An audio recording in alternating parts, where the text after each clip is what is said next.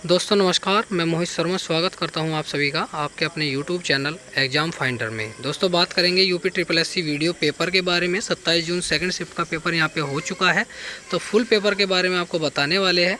Normalisation किस shift में होगा इसके पर भी चर्चा करेंगे, और 9 लाख बच्चों ने छोड़ी परीक्षा, वो भी आपको इस वीडियो के माध्यम से बताने वाले हैं।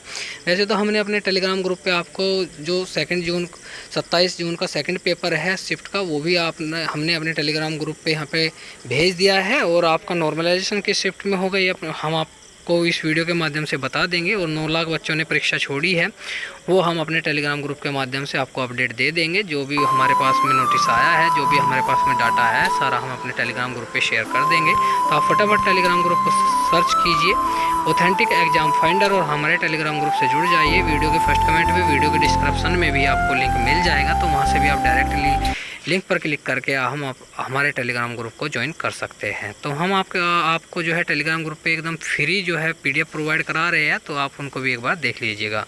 तो चलिए दोस्तों, बिना किसी देरी के डायरेक्टली हम अपने क्वेश्चन पेपर को देखते हैं और आपको क्वेश्चन के बारे में बताते हैं।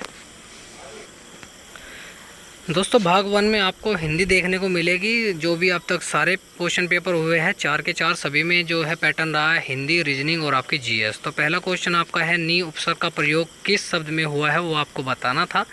यह किस क्रिया के उदाहरण हैं, यह आपको बताना था। कि नंबर 1 में सुरेश ने फल खरीदे और राम ने रावण को मारा, जो यह किस क्रिया का उदाहरण है वो आपको बताना था। इसमें संप्रदान कारक का प्रयोग बताना था कि किस वाक्य में संप्रदान कारक का प्रयोग हुआ है।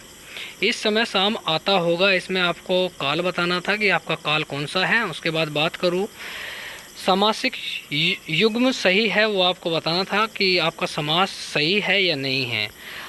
अब लो नसानी अब नए नस से हो, निम्नलिखित से रस बताना था कि इसमें रस कौन सा है। यानी आपका पेपर जो है वो बहुत ही बेसिक टू हाई लेवल का आपको देखने को मिलेगा। यानी आपने अगर अच्छे से आपने जो भी डाटा है वो अगर आपने तैयार किया होगा, तो आपको बिल्कुल भी प्रॉब्लम इस क्वेश्चन पेपर में नहीं आने वाली है।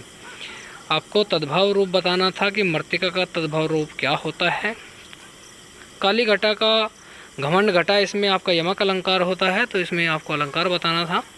इनमें से आगार शब्द का पर्यायवाची आपको बताना था कि कौन सा नहीं है।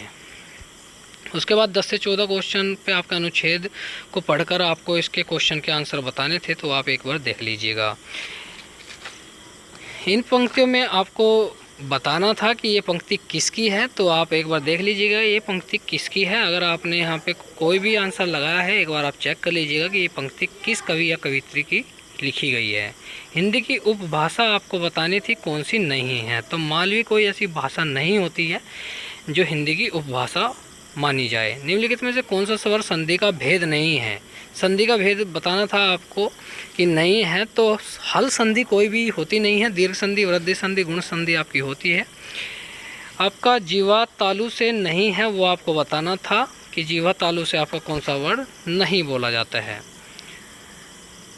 ये आपको पत्र लेखन के बारे में कौन सा विकल्प सही नहीं लगता है, वो एक बार आपको पढ़ के बताना था। कवि भूषण किस काल के कवि थे, यानी कवि भूषण जो आपके रीति काल के कवि थे, ये आपको इसमें क्वेश्चन में बताना था। अंत्यस्थ व्यंजन जो है आपके यह रह लय वह होते हैं, तो ये आपको देखने थे कि आपको अंत्यस्थ व्यंजन कौन से है। घुमक्कड़ शास्त्र जो आपको पढ़ा भी होगा आपने 9th और 11th की किताबों में, तो घुमक्कड़ जिज्ञासा राहुल सत्यकांत की जो रचना है, ये आपने अच्छे से पढ़ा होगा, तो आपके याद रही होगी।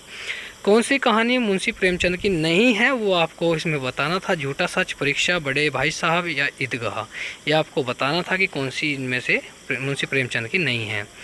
ये आपको बताना था। अर्धविराम का चिन्ह है, तो आपको इसको क्वेश्चन को बताना था इसमें कौन सा विराम चिन्ह आपको दिख रहा है। उसके बाद विलोम शब्द बताना था।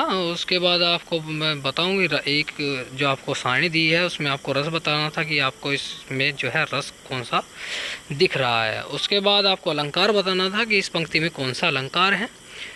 इसमें आपको जो है दक्षिण का जो है आपको विलोम शब्द बताना था कि दक्षिण का आपका विलोम शब्द कौन सा है। किस वाक्यांश के लिए प्रयुक्त शब्द सार्थक नहीं है, वो आपको बताना था कि आपका कौन सा सार्थक शब्द नहीं है। निम्नलिखित में किस शब्द की वर्तनी सही है, वो आपको बताना था। प्रज्ञा और मनीषा शब्द का पर्यायवाची आपको इस क्वेश्चन के अंदर बताना था। आजकल लेखक उपन्यास लिख रहा है, इसमें आपको बताना था कौन सा कारक है। नाला शब्द का स्त्रीलिंग शब्द आपको बताना था। नाला का स्त्रीलिंग शब्द क्या होता है, नाली होता है या नालिया होता है, जो भी होता है आपको इसमें क्वेश्चन में बताना था। अंगद का पैर होना आपको बताना था। प्रतिज्ञा किसी जिससे कभी न डिगे, यानी अंगद का पैर, यानी एक बार अंगद ने अगर पैर रख दिया तो वो अपनी एक प्रतिज्ञा की तरह होता था। तो इसमें एक क्वेश्चन आपको लगाना था, आपका बिल्कुल सही होगा। उसके बाद आपको अर्थ भेद सही है वो आपको एक बार देखना था। प्रद्युमन शब्द का शुद्ध वर्तनी आपको देखनी थी। प्रद्युमन शब्द की शुद्ध वर्तनी कौन सी है, यानी आपका यही ऑप्शन ठीक है। निम्नलिखित में से कौन सा वाक्य शुद्ध है। बालक छत में खेल रहे हैं, श्वेता मेरे पास दौड़ती हुई आई, एक किताब कहानी की दे दीजिए, आप क्या किताब पढ़ेंगे। तो आपको इसमें देखना था कौन सा वाक्य शुद्ध है। तो आगे बात करें, चाम का तत्सम आपको बताना था। चाम का तत्सम क्या होता है। निम्नलिखित में से बाध्य शब्द का तद्भव बताना था कि क्या होता है। आप एक बार इनको सारे क्वेश्चन को देख लीजिए। ये पूरा का पूरा पीडीएफ हमने अपने टेलीग्राम ग्रुप में डाल दिया है, एक बार आप वहाँ पे भी जाके देख लीजिएगा। तो चलिए फटाफट चलते हैं रीजनिंग पे। रीजनिंग में मैं आपको बता दूँ, रीजनिंग में जो आपके कथन निष्कर्ष वगैरह, कथन अवधारणाएँ और आपके कथन तर्क, आपके काफ़ी क्वेश्चन पूछे गए हैं। आकृति के क्वेश्चन आपके हैं। और आपके ये देखिए जो आपके ये वाले क्वेश्चन दिए गए हैं कि इतने व्यक्ति शिक्षित है, उतने जो है अनपढ़ है, इतने गरीब है। तो ये क्वेश्चन आपको बहुत अच्छे से आते होंगे। आशा करता हूँ आपके क्वेश्चन सही गए होंगे। जो सबसे ज़्यादा दिक्कत पड़ी होगी आपको तो कथन तर्क, कथन निष्कर्ष, कथन अवधारणा में दिक्कतें पड़ती है। तो उसके बाद पासा भी यहाँ पे दिया गया है, पासा भी आया हुआ है, कथन तर्क आए हुए हैं। उसके बाद बात करते हैं आगे कि आपको जो है डायरेक्शन से भी क्वेश्चन दिए गए हैं। देखिए आपको त्रिभुज बताने थे इस आकृति में कितने त्रिभुज हैं। उसके बाद बात करें यहाँ पे देखिए कथन अवधारणाएं बहुत सारी दी गई है।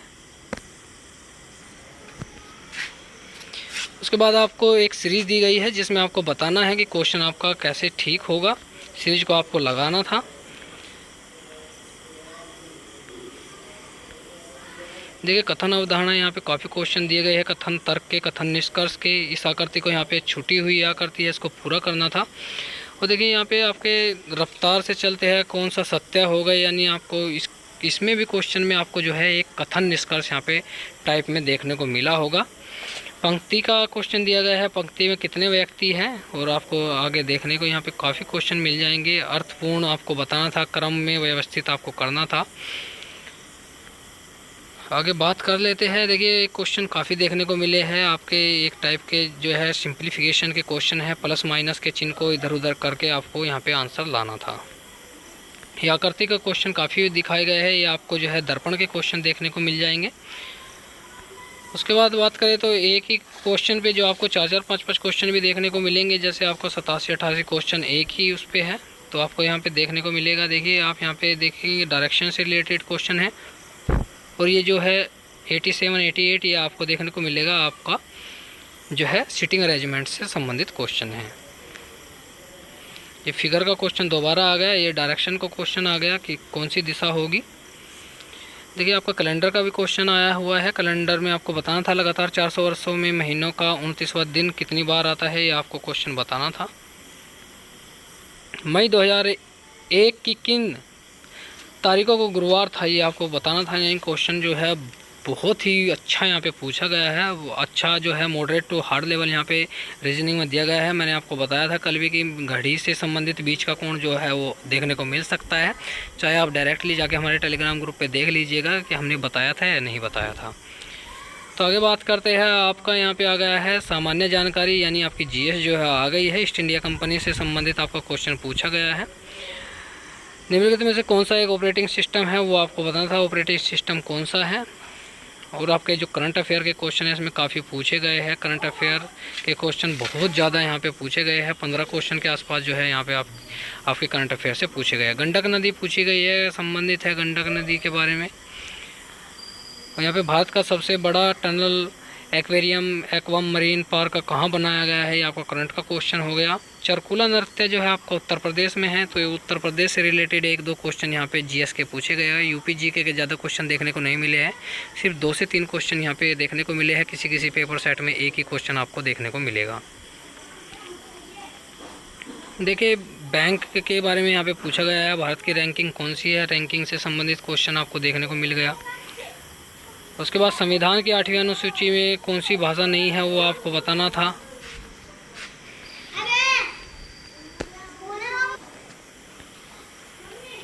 उत्तर प्रदेश का एक और क्वेश्चन आपको देखने को मिल गया है यहाँ पे, जो आपका जो है करंट अफेयर से रिलेटेड है।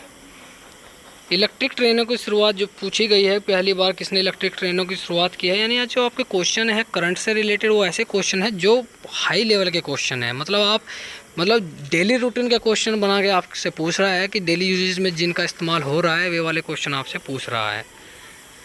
त्वचा को प्रबंधनीय किरणों से बचाता है, वो आपसे पूछा गया है। वेदों के लिए पूछा गया है, ये आपका जो है करंट का क्वेश्चन है। देखिए करंट के क्वेश्चन आपको काफ़ी देखने को मिलेंगे। जिसने अच्छे से करंट यहाँ पे अपनी अच्छे से पढ़ी है, बुक से भी पढ़ी है और वैसे भी किसी ऐप के द्वारा पढ़ी है या ऑनलाइन पढ़ी है, उसकी करंट अफेयर यहाँ पे काफ़ी अच्छी जाने वाली है।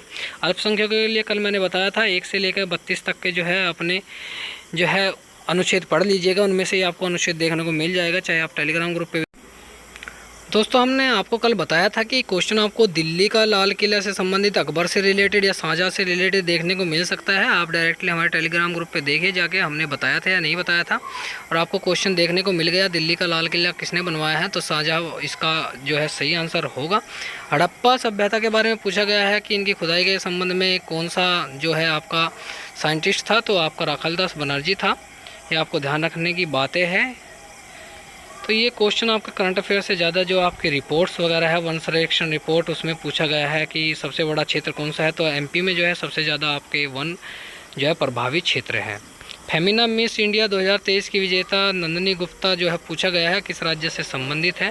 तो ये आपका जो है पूरा का पूरा जो है जीएस से रिलेटेड क्वेश्चन पेपर था। तो आपको वीडियो कैसी लगी, वीडियो को लाइक कर दे, वीडियो को कमेंट करके ज़रूर बताइएगा कि आपके कितने क्वेश्चन सही बन रहे हैं और आपके यहाँ पे कितने नंबर यहाँ पे बन रहे हैं, वो सब बताइएगा। और मैं आपको बता दूँ जो नॉर्मलाइजेशन है वो अभी कन्फर्म नहीं है किस शिफ्ट में होगा। हम इसके लिए अभियान चलाएँगे, जैसे ही पता चलेगा कि किस शिफ्ट में कैसा पेपर आया था, कितने कितने कैंडिडेट्स के नंबर बन रहे हैं। वैसे तो मोस्टली जो फ़ायदा होता है पहली दूसरी शिफ्ट को होता है, यानी 26 जून की पहली और सेकंड शिफ्ट को यहाँ पे फ़ायदा मिल सकता है। लेकिन आयोग का कुछ नहीं पता है कि किस शिफ्ट को वो आसान माने और किस शिफ्ट को हार्ड माने।